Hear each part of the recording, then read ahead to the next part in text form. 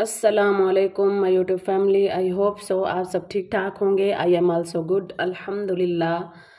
तो इस हफ्ते में मैं वीडियो अपलोड नहीं कर पाई क्योंकि कुछ प्रॉब्लम्स थी घर में, तो काम बहुत ज़्यादा था इसलिए टाइम नहीं मिला। हफ्ते में मैं शॉर्ट्स तो बहुत ज़्यादा अपलोड कर देती हूँ, लेकिन लॉन्ग वीडियो जो है वो मैं एक ही अपलोड करती हूँ।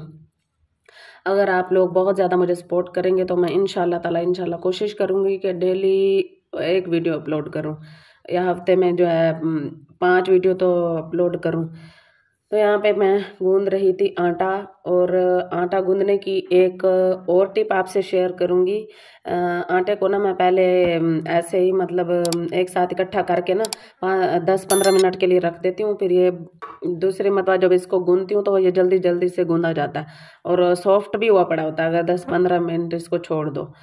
तो साथ ही मैं बनाऊंगी तोरियों का सालन और पकोड़ों की रेसिपी, तो आप लोग तवज्जो से देखिएगा। तो टॉपिक हमारा आज कुछ और है, अपने जिस्म को, अपने वक्त को जो है ज़्यादा से ज़्यादा हम अपने अल्लाह की इबादत में कैसे गुजारें, टॉपिक हमारा ये है। तो चलिए आज की वीडियो के साथ साथ शेयर करने वाली हूँ अल्लाह ताला से जुड़ने का बहुत ही प्यारा सा टॉपिक। तवज्जो से सुनिएगा। So let's start over today vlogs. यूं तो देखो ना मेरी बहनों, हर तरफ भीड़ नज़र आएगी आपको। अगर अल्लाह के बंदे ढूंढने लगे ना तो कोई एक जाके हमें मिलेगा जो मुखलिस होगा हमारे लिए, हमारे अल्लाह ताला के लिए। तो एक वाक़या है, हज़रत मौलाना अहमद अली रहमतुल्लाह अलैहि अपने दर्स कुरान में ना एक अजीब वाक़या सुनाया करते थे। फरमाते थे कि मैं बाज़ार में जा रहा था, मुझे एक बुज़ुर्ग नज़र आए। उनके चेहरे की रूहानियत बताती थी कि ये कोई साहिब निस्बत आदमी है। मैंने करीब होकर सलाम किया तो उन्होंने मुझसे पूछा, अहमद अली इंसान कहाँ रहते हैं? फरमाते हैं कि मैंने इर्द गिर्द देखा और देखकर कहा कि बाजार तो बंदों से भरा हुआ है। मैंने कहा हजरत ये सब इंसान ही तो हैं। ये बात सुनकर उन्होंने ना बड़े अजीब अंदाज में एक निगाह दौड़ाई और कहने लगे ये सब इंसान है। उनके ना कहने में कोई ऐसी तासीर थी कि उन पर ना ऐसी कैफियत तारी हुई कि वो कहते हैं कि मुझे बाज़ार में बिल्ली और कुत्ते और दूसरी किस्म के जो जानवर है ना, जानवरों से बाज़ार जो है वो भरी हुई नज़र आई। उनमें कोई खुदा का बंदा था। जब मेरी कैफियत ख़त्म हुई तो वो बुजुर्ग चले गए थे। हज़रत ये वाक़या दर्स कुरान में सुनाकर फरमाया करते थे, अल्लाह तो सबका एक, लेकिन अल्लाह का कोई एक, हज़ारों में ना मिलेगा, लाखों में तो देख। इस अशार का मतलब ये है कि सच्ची बात तो यही है कि 100% शरीयत पर अमल करने वाले आज के दौर में बहुत थोड़े लोग हैं। दाएं बाएं आगे पीछे जिधर भी देखो बस ख्वाहिशात की दुनिया है। जिस्म बूढ़े हो रहे हैं, आरज़ुएं जवान हो रही हैं। और एक और शार है, रात दिन हो महवे तन आराई ओ तन परवरी, वाए नादानी इसको ज़िंदगी समझा हूँ मैं। आजकल की अदालतें ना इंसानों से भरी हुई हैं। ये इस बात की दलील है कि दिलों में ना अदावतें भरी हुई हैं। जब अदावतें हमारे दिलों में भरती हैं ना, तब अदालतें इंसानों से भरती हैं। ऐसे वक्त में अल्लाह रब्बुल इज़्ज़त की याद के लिए फ़ारिग वक्त निकाल लेना, ये अल्लाह रब्बुल इज़्ज़त की बड़ी मेहरबानी है। और अल्लाह की इबादत में ही हमको सुकून मिलता है और उसी में हमारे दिल का इलाज भी है। निगाह उलझी हुई है रंग बू में, खर्द गोई हुई है चार सू में, न छोड़े दिल फ़िगान सुबह गाही, अमा शायद मिले अल्लाह हू में। मकसद ये है कि हम दो रंगी छोड़कर ना एक रंग की ज़िंदगी को इख्तियार करें। ये जो एक चेहरे पर हम दो चेहरे सजा लेते हैं ना, ये अल्लाह ताला को बहुत ज़्यादा नापसंद है। दो रंगी छोड़ दे एक रंग हो जा, सरासर मोम हो जा या संग हो जा। इसलिए अल्लाह ताला कुरान में इरशाद फरमाते हैं, या अय्युहल्लज़ीना आमनू आमिनू बिल्लाहि व रसूली, ऐ ईमान वालो अल्लाह पर ईमान रखो और उसके रसूल पर। और करने की बात तो ये है ना कि ये काफिरों को तो अल्लाह ताला नहीं फरमा रहे ना, या अय्युहल्लज़ीना कफरू, मुशरिकों को भी नहीं कह रहे या अय्युहल्लज़ीना अशरकू, और मुनाफिकों को भी नहीं कह रहे या अय्युहल्लज़ीना नाफकू, बल्कि मुसलमानों को कहा जा रहा है या अय्युहल्लज़ीना आमनू, ऐ ईमान वालो। और हुक्म किस बात का हमें दिया जा रहा है? आमिनू बिल्लाहि व रसूलिही, अल्लाह और उसके रसूल सल्लल्लाहु अलैहि वसल्लम पर ईमान ले आओ। मकसद ये है कि ऐ ज़ुबान से इकरार करने वालों, अपने दिल से भी इसकी तस्दीक कर दो। यानी जो काम आप अपने ज़ुबान से कहते हो ना, तो उसे दिल से भी किया करो, दिल से भी उसको माना करो। تو عرب ہے یا عجم ہے، تیرا لا الہ الا اللہ لوتے غریب جب تک تیرا دل نہ دے گواہی۔ اس لیے جب تک بندے کا دل گواہی نہیں دیتا نا جس کام کو وہ کرتا ہے، اس وقت تک اس کا ایمان قبول نہیں ہوتا۔ کوئی بھی کام ہو، یہ دنیا کا کام ہو، اس رب کی عبادت ہو، جب تک دل گواہی نہیں دیتا تب تک وہ کام مطلب کچھ نہ کچھ اس میں گڑبڑ ہو ہی جاتی ہے۔ اس لیے کوئی بھی کام کرو تو یہ سوچو کہ میں اپنے رب کو راضی کرنے کے لیے کر رہا ہوں، ٹھیک ہے؟ دنیا کو دکھانے کے لیے تو کوئی کام کرنا ہی ضروری نہیں ہے۔ تو اللہ تعالیٰ نا ہم ہر جگہ ہیں، وہ آپ کو سنتے ہیں۔ ایک شعر اور میں آپ کے سامنے پیش کرتی چلوں۔ فرد نے کہہ بھی دیا لا الہ تو کیا حاصل، دل و نگاہ مسلمان نہیں تو کچھ بھی نہیں۔ باہر مسجد بنانا آسان ہے، اندر مسجد بنانا نا بڑا مشکل کام ہے۔ یہ دل بھی تو مسجد ہے نا۔ حدیث قدسی میں اللہ تعالیٰ ارشاد فرماتے ہیں، نہ میں زمینوں میں سماتا ہوں نہ میں آسمانوں میں سماتا ہوں، بلکہ میں تو مومنوں کے دلوں میں سماتا ہوں۔ ہمارا یہ دل بھی اللہ تعالیٰ کا گھر ہے، قلب عبداللہ ہے، عرش اللہ ہے، یہ اللہ تعالیٰ کا کوٹھا ہے۔ 1 گھنٹہ صفائی کے لیے لگاتے ہیں نا، اور سارا دن بھی لگا دینا تو شام کو کوئی نہ کچھ ایسا بول دے گا کہ جس سے ہمارا دل دکھ جاتا ہے۔ تو کوشش کریں کہ پورے دن میں 1 گھنٹہ نکالیں، اور جس گھر کے بارے میں اللہ تعالیٰ نے خود فرمایا ہے کہ میں اس میں ہوتا ہوں، میں اس میں سماتا ہوں، تو اس کی صفائی کے لیے ہمیں فرصت ہی نہیں ملتی۔ مسجد تو بنا دی شب بھر میں ایمان کی حرارت والوں نے، من اپنا پرانا پاپی تھا برسوں میں نمازی بن نہ سکا۔ بات یہ ہے کہ یہ جو جسم ہم لیے پھرتے ہیں نا، یہ ادھار کا مال ہے۔ یہ جسم ہمیں ادھار میں ملا ہے، ادھار کا مال ہے، یہ ہماری ملکیت کوئی نہیں ہے، اور یہ اس پیدا کرنے والے کی ملکیت ہے۔ ہمیں کچھ دیر استعمال کے لیے اللہ تعالیٰ نے یہ عطا فرما دیا ہے، اس پر پیار کرنے کے بجائے اس کو زیادہ سے زیادہ نیکی کے کاموں میں استعمال کیا کریں۔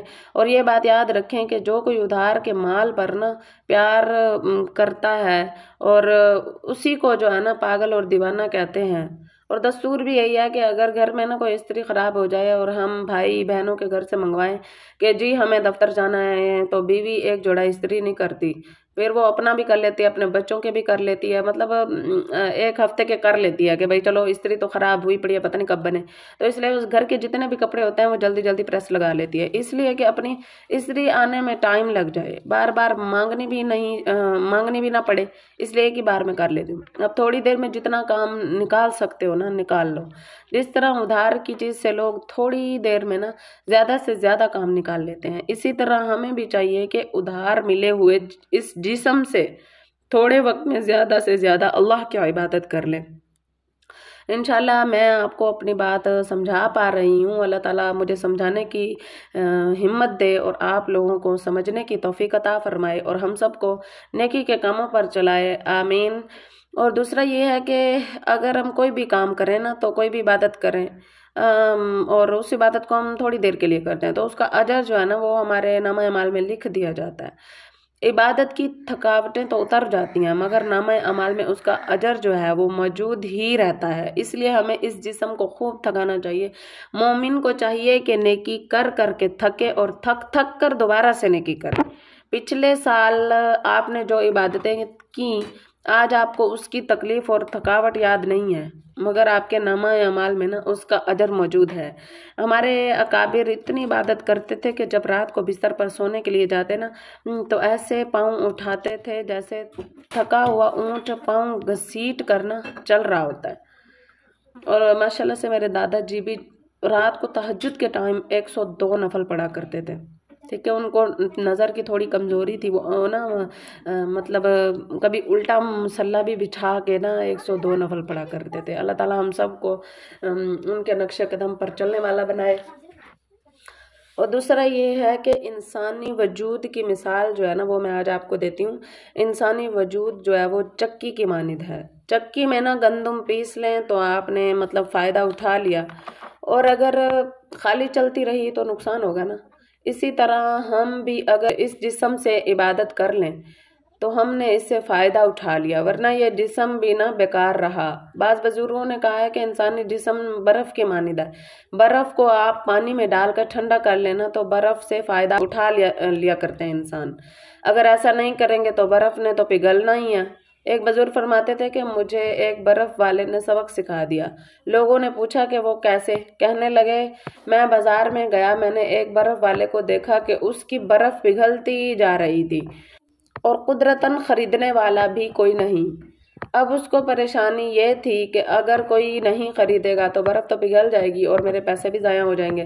بالآخر اس نے بازار میں کھڑے ہو کر زور سے آواز لگانے لگا، لوگوں رحم کرو اس شخص پر جس کا سرمایہ پانی کی صورت میں پگھل رہا ہے۔ یہ زندگی بھی سرمایہ ہے جو پگھلتی چلی جا رہی ہے۔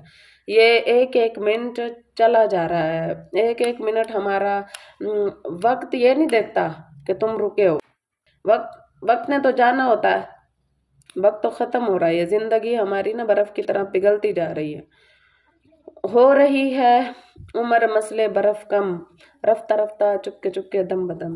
جو دن آج ہماری زندگی میں چلا گیا یہ لوٹ کے دوبارہ نہیں آئے گا۔ اب جو دن باقی ہیں وہ گزریں گے اور بالآخر زندگی گزر جائے گی۔ انسان جب ایک دوسرے سے پوچھتے ہیں سناؤ جی کیا حال ہے، وقت اچھا گزر رہا ہے، ہم تو یہی کہتے ہیں کہ وقت بہت اچھا گزر رہا ہے۔ یہ تو موت کے وقت پتہ چلے گا کہ وقت نے تو کیا گزرنا تھا، میں خود ہی گزر گیا۔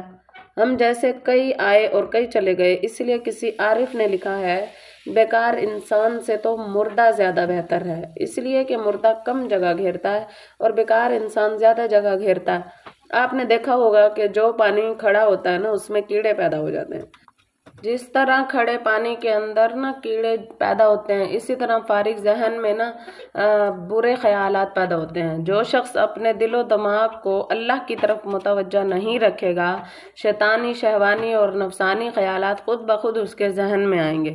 اس لیے کوشش کریں کہ اپنے آپ کو اپنے رب کی یاد میں مصروف رکھیں۔ شہوانی اور نفسانی خیالات خود بخود اس کے ذہن میں آئیں گے، اس لیے کوشش کریں کہ اپنے آپ کو اپنے رب کی یاد میں مصروف رکھیں اور اپنے اللہ تعالیٰ کی عبادت کریں اور اس ادھار کی زندگی سے جتنا ہو سکے نیکی کے کام لیں۔ تو آئی ہوپ سو آپ کو میرا یہ ولاگ اچھا لگا ہوگا۔ تو ملتے ہیں کسی نیکسٹ اچھے سے ولاگ کے ساتھ، تب تک کے لیے السلام علیکم ورحمۃ اللہ وبرکاتہ۔